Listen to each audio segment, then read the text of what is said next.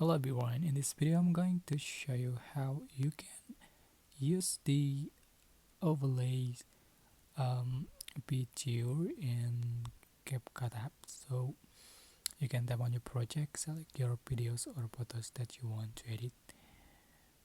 Alright, you can find the overlay button. So you can use the overlay to add more clip on top another clip. So just click add overlay.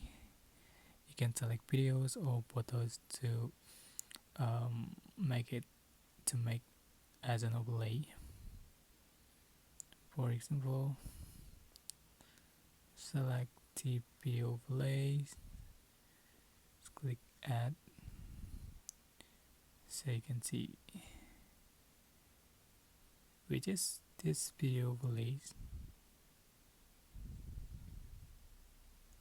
You can add more, just click add overlay.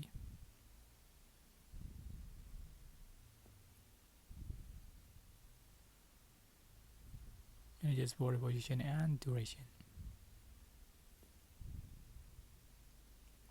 That's it. Yeah, it's so a simple tutorial.